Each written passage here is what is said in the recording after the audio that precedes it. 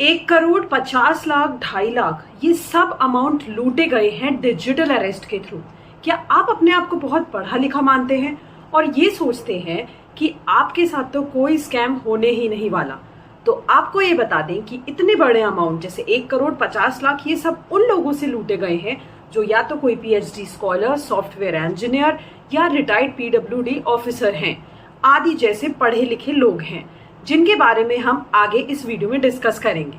तो ऐसे आपके साथ ना हो, इस वीडियो को पूरा देखें एंड हाँ, अपने फ्रेंड्स एंड फैमिली के साथ जरूर शेयर करें।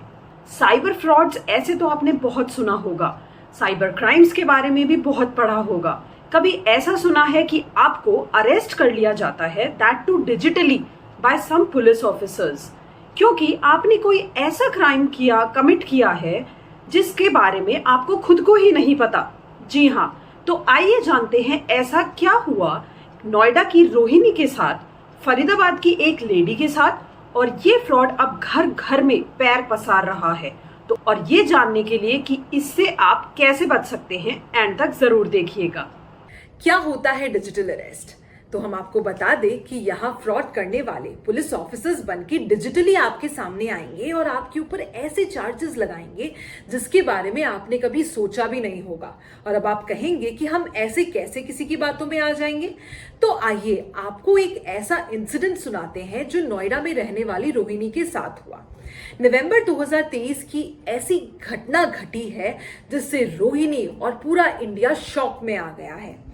एक शाम रोहिणी का फोन बजता है और telecom regulatory authority of India से कुछ ऑफिशियल्स उन्हें कहते हैं कि उनका आधार से परचेज किया हुआ सिम कार्ड मनी लॉन्ड्रिंग के केस में पकड़ा गया है। रोहिणी को ऐसा बिल्कुल नहीं लगा था कि उनके साथ ऐसा फ्रॉड हो सकता है। इसके बाद रोहिणी को follow up calls senior IPS officers से आते रहे, जिन्होंने उन्हें स्काइप डाउनलोड करने के लिए कहा, जो कि एक वीडियो कॉन्फ्रेंसिंग ऐप है। स्काइप में रोहिणी को इंटरोगेट किया गया और बोला गया कि उन्हें उनके नाम पे अरेस्ट वारंट है उनके पास। फेक IPS ऑफिसर्स ने बोला कि जब तक रोहिणी एक पर्टिकुलर अकाउंट में कुछ पैसे ट्रांसफर नहीं करेगी और जब तक वो पैसे ट्रांसफर का कंफर्मेशन ऑडिटर नहीं दे देता है, तब तक वो डिजिटली अरेस्ट रहेंगी। नेशनल सिक्योरिटी मैटर का हवाला देते हुए फेक IPS ऑफिसर्स ने उन्हें ये मैटर किसी से भी डिस्कस करने को मना किया। आउट ऑफ शॉक और डर के रोहिणी ने अपनी सारी सेविंग्स यानी कि 11,11,295 रुपए उनके मेंशन बैंक अकाउंट में ट्रांसफर कर दिए। अमाउंट ट्रांसफर करने के बाद रोहिणी अगले 3 दिन तक उन फेक IPS ऑफिसर्स को स्काइप कॉल्स खूब सारे किए, पर किसी ने भी कॉल नहीं उठाया।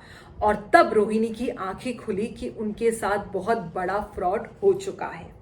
एक ऐसा ही केस बेंगलुरु के सीनियर जर्नलिस्ट के साथ हुआ, जिन्होंने 1.2 करोड़ लूज किए स्कैमर्स को, who called her via WhatsApp. अब आप कहेंगे कि हाउ कैन वी ट्रस्ट कि वो IPS ऑफिसर्स हैं या गवर्नमेंट ऑफ इंडिया के बंदे हैं? वो फ्रॉडस्टर्स ऐसा स्टूडियो रेडी करते हैं कि आप सकते में आ जाएंगे। ऐसा अपीयरेंस होता है उनका कि वो बिल्कुल सेटअप लगता है, या तो किसी कस्टम्स ऑफिस का या उस ऑफिस का जिसका केस फ्रॉडस्टर बना रहा है आपको अरेस्ट करने के लिए। हम आखिर क्यों बिलीव करते हैं ऐसे कॉल्स पर, या ऐसे वीडियो कॉल्स को हम बीच में ही क्यों नहीं कट कर देते? ये इतना आसान नहीं है। जानते हैं ऐसे कैसे। फ्रॉड करने वाला आपका ही डेटा यूज करते हैं आपको डिजिटली अरेस्ट करने के लिए। अब बात आती है कि उनको ये डेटा मिलता कहाँ से है।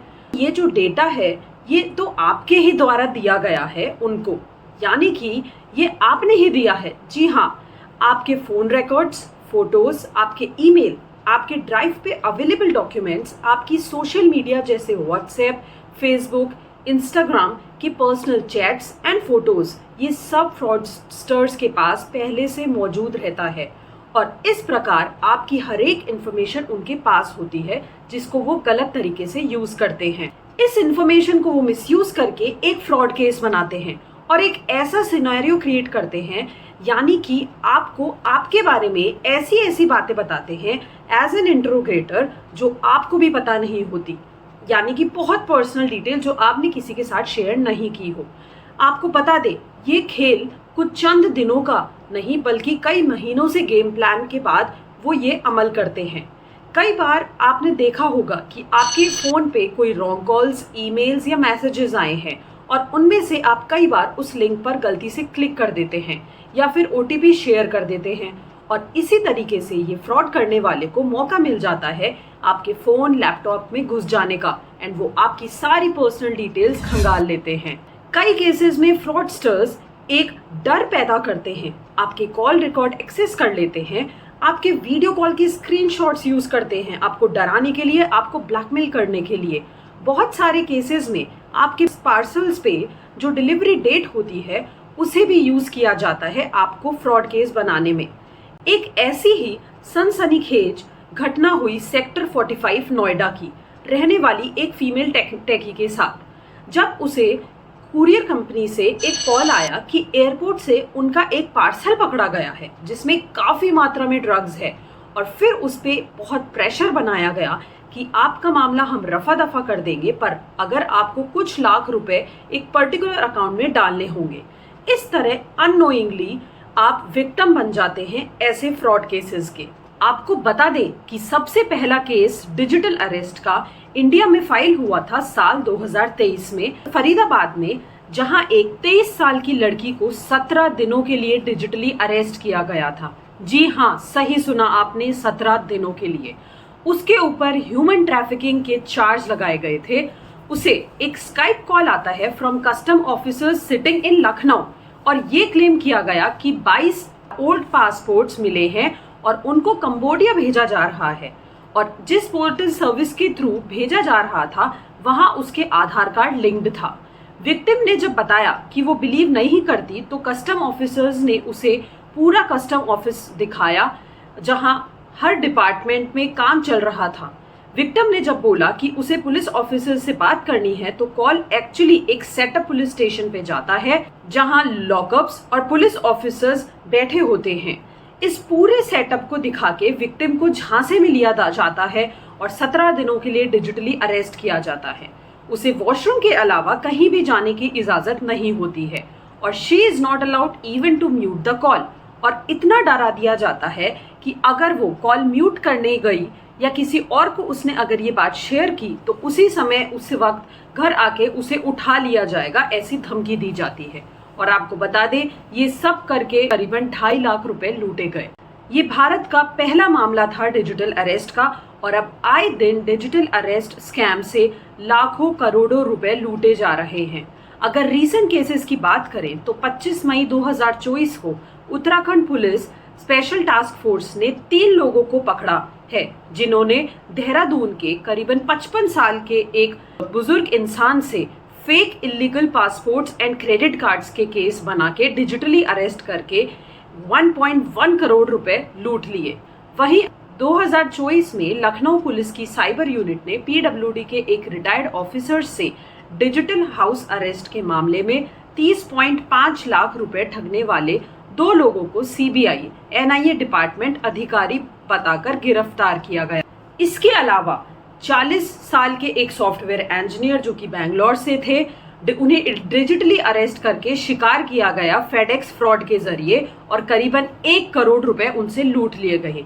वहीं दूसरी ओर हैदराबाद की पीएचडी स्कॉलर से भी कुछ ऐसा ही मामला किया जिससे कि 30 लाख रुपए लूटे गए।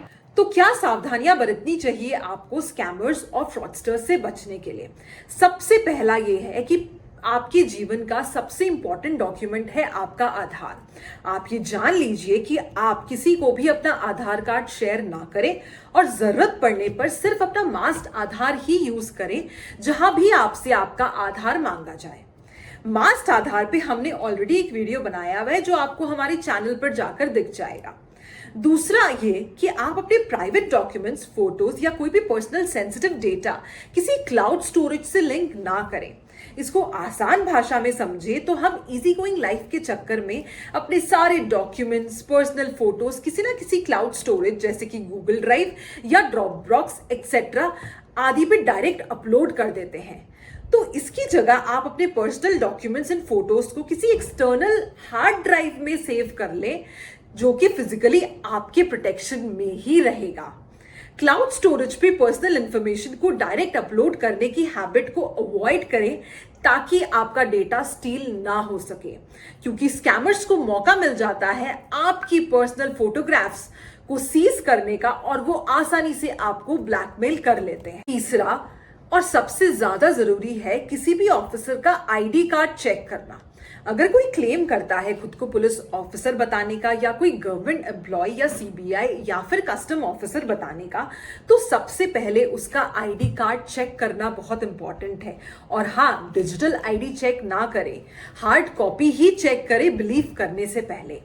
और आप ये सब जान लीजिए कि भारतीय कानून में डिजिटल अरेस्ट जैसा कोई प्रोविजन नहीं है। अगर कोई भी पुलिस ऑफिसर या गवर्नमेंट एम्प्लॉय बनकर आपको अरेस्ट करने की बात करता है तो वो फेक ही है। और हाँ, आप उसे अपने घर पर आने का इनविटेशन जरूर दें, क्योंकि वो ऐसा बिल्कुल नहीं करेंगे। साथ ही ऐसा कोई इंसिडेंट होने पर अपने नियरेस्ट पुलिस स्टेशन को इन्फॉर्म जरूर करें।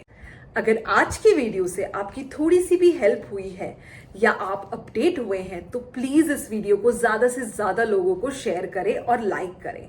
आपका एक लाइक हमें मोटिवेट करता है ऐसे ही और अपडेट्स देने के लिए। और हाँ, ऐसे ही अपडेट्स के लिए सब्सक्राइब किए बिना ना जाएं।